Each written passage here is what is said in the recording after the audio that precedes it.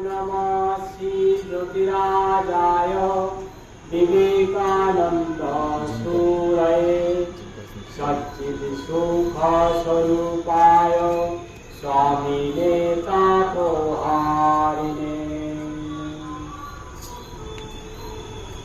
ঠাকুর মা ও স্বামীজির চরণে শতকোটি প্রণাম এবং উপস্থিত সকল ভক্তবৃন্দদের জানাই আমার আন্তরিক অভিনন্দন। ঠাকুরের কাজ যখন চলছিল, দীপাবলি করছিলেন, সেখানে বলেছিলেন আত্মর মুখ্যাত্তম, আরেকটা বলেছিলেন বহুজন হিতায় বহুজন সুখায়। এটাকে কেন্দ্র করে স্বামী বিবেকানন্দ এগিয়ে গিয়েছিলেন। মানুষের কল্যাণ কিভাবে হবে, এটাই ছিল বিবেকানন্দের মূল উদ্দেশ্য। বিবেকানন্দ বলেছিলেন দুই শ্রেণীর লোক বীর, পৃথিবীর বুকে দুই শ্রেণীর লোক বীর বলা হয় ওদেরকে। একটা হলো যারা সীমায় দাঁড়িয়ে দেশকে পাহারা দিচ্ছে, যেমন ভারত পাকিস্তানের যুদ্ধ করছে আমাদের দেশের জওয়ানরা, বলছে তারা হলো বীর পুরুষ। আরেকজন বীর আছে কারা, যারা দেশের ভিতরে গরিব অসহায় অনাথ বিধবা তাদের সাহায্য করছে, সেবা করছে, তারা হলো বীর। এই দুটো জিনিস যদি ঠিক থাকে তাহলে প্রত্যেকটা দেশ আস্তে আস্তে উন্নতির পথে চলে যাবে, উন্নতির চরম শিখরে যাবে। এটাই ছিল বিবেকানন্দের মেইন ভাষা। আরেকটা বলেছেন আত্মন মোক্ষাত্তম, মানে আত্মার মুক্তি। তো সেই আত্মার মুক্তি করতে গেলে কিরকম লোক হতে হবে, ঠাকুর ছোট্ট একটা গল্প বলেছিলেন যে সরল মানুষ কিভাবে হয়। একদম সহজ সরল মানুষের কাছে ভগবান খুব তাড়াতাড়ি ধরা দেয়। এক তাঁতি ছিলেন, তাঁতি জানেন তো, কাপড় কাপড় বুনে, সবাই জানে, ছোটবেলা দেখেছিলাম, কিন্তু এখানে এসে তাঁতি চোখে পড়ছে না। যাই হোক, এক তাঁতি ছিল খুব সরল। লোকটা এত সরল ছিল, গ্রামের মধ্যে সবাই জানতো লোকটা খুব সরল।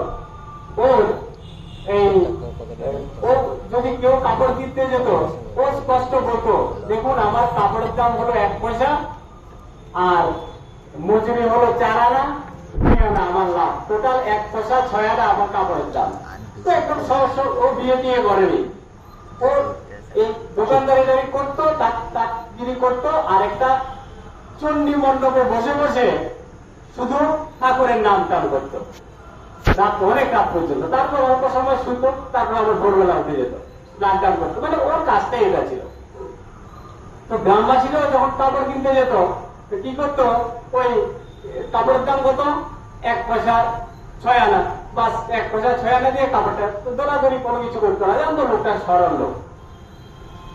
তো একদিন প্রতিদিনকার মতো যখন সে কাপড় টাপড় বিক্রি করে রাতের বেলা ঠাকুরের নাম করছিল, ভগবানের নাম করছিল, এমন সময় একদল ডাকাত ডাকাতি করতে যাচ্ছে। কিভাবে যাচ্ছে, ওই চণ্ডী মণ্ডপের পাশ দিয়ে ডাকাতি করতে যাচ্ছে। তো হঠাৎ করে ডাকাতটা আগে থেকে বলাবলি করছিল যে আমাদের একজন মুটে দরকার। মুটে বুঝতে পারো তো, কুলি কুলি, ওই বাস টান দেবে আর কি, বোঝা টোজা নিয়ে যায়। তো বলছে আমাদের একজন মুটে দরকার, এরা আগে থেকে বুক করে গল্পটা করছিল। তো হঠাৎ করে দেখতে পেল চণ্ডী মণ্ডপের মধ্যে একটা প্রদীপ জ্বালিয়ে কি যেন বসে আছে চুপচাপ, গুনগুন আওয়াজ শোনা যাচ্ছে।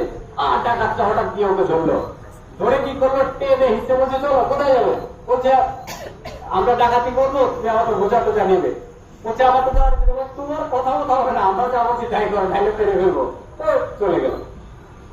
যে মাত্র ডাকাতি ডাকাতি করলো, করে ওর মাথায় একটা বোঝা চাপালো, ও তো সব মানুষ বোঝা নিয়ে দাঁড়িয়ে রইল। আর এদিকে পুলিশ খবর পেয়ে গেল যে ডাকাতি হচ্ছে এই বাড়িতে। পুলিশ গাড়ি নিয়ে এলো, চারিদিকে ঘেরাও দিয়ে ধরে ফেললো। আর ডাকাতটা তো যে যখন ফাঁ করে পালিয়ে গেল, আর ধরা বললো কে, ধরা বললো, ধরা পড়ে গেল। এবার ওকে নিয়ে হাজতে রাখলো। হাজত মানে লকআপ, পুলিশের লকআপ। তো ওখানে রাখলো। তো এখান থেকে যেদিন হবে, ওই আদালতে তুলবে, চোর ধরা পড়েছে, হাতে হাতে ধরা পড়েছে, আদালত তুলবে না। এদিকে গ্রামবাসীরা কি করলো, যে না এই লোকটা তো চোর হতেই পারে না, ডাকাত হতেই পারে না, আমরা ওদেরকে গিয়ে আনতে হবে। এবার সবাই গিয়ে কি করবো, যেদিন ওই আদালতে বিচার হবে সেদিন সব গ্রামবাসীরা গিয়ে ধর্ণা চালালো যে ওকে ছেড়ে দিতে হবে।